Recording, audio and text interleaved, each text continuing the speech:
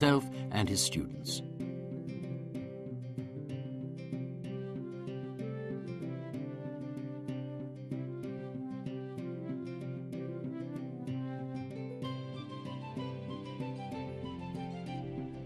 The longsword consists of the hilt and the blade. The hilt consists of the pommel, the grip, and the crossguard or simply cross. The blade is divided into the long edge, the short edge, and the point. One can subdivide the blade into weak and strong. The strong is the first half of the blade from the cross to the middle. The remaining half from the middle to the point is called weak.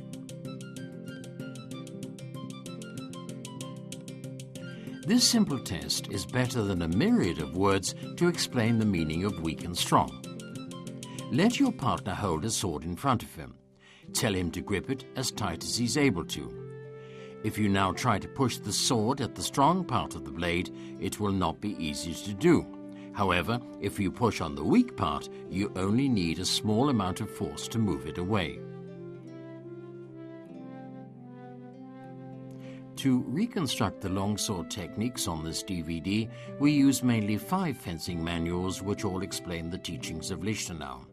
Even though the authorship isn't always clear, 4 of these books are attributed to the masters Peter van Danzig, Hans van Speyer, Jud Lev, and Sigmund Ringeck. The remaining anonymous manual is generally known under the title Goliath. As secondary sources, we use the fencing manual of Joachim Meyer and the house book, which is generally attributed to the priest Hanko Dörbringer. Just a last word regarding this work.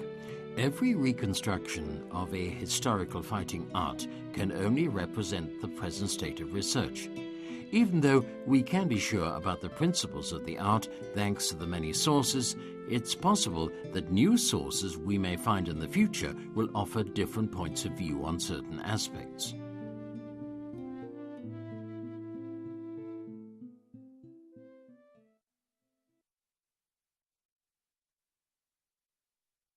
The distance between 2 fences can, for teaching reasons, be divided up in different ways. The following division has worked quite well for us. Standing in wide distance means you have to take an adjustment step to be able to attack with a simple step.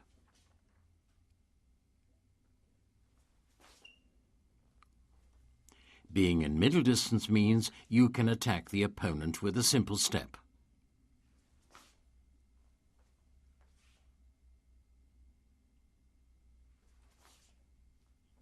At near or close distance, you can attack your opponent without taking a step.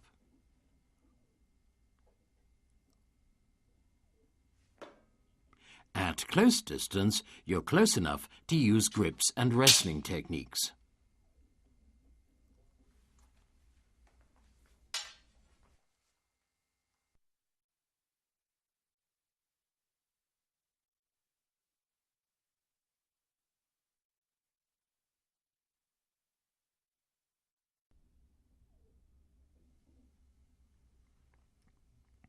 The expression blade in line means that the weapon is aligned with the target in a straight line and thus threatens an opening. By closing the line, one removes the threat of the opposing weapon from the opening.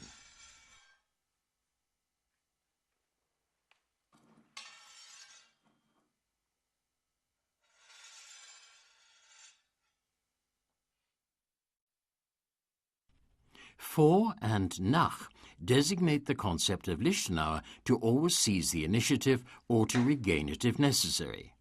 To be in the state of vor, or before in English, means to force your opponent to react and to defend himself instead of attacking you.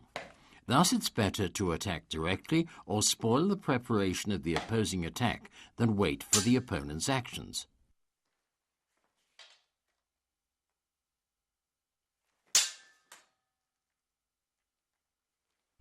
If you're in the state of nach, or after, through an early action of your opponent, you can regain the initiative through an action that happens in this or at the same time.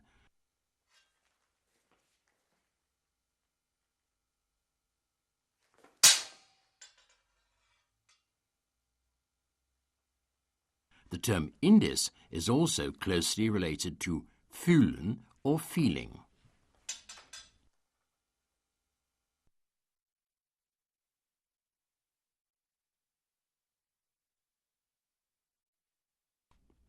The concept of feeling is also very important in Master Lichtenauer's art. As soon as a bind happens during a fight, one should try to judge the opponent's intentions through the pressure he's putting on your blade. Thus you can determine the appropriate techniques even without having to look by simply relying on perception.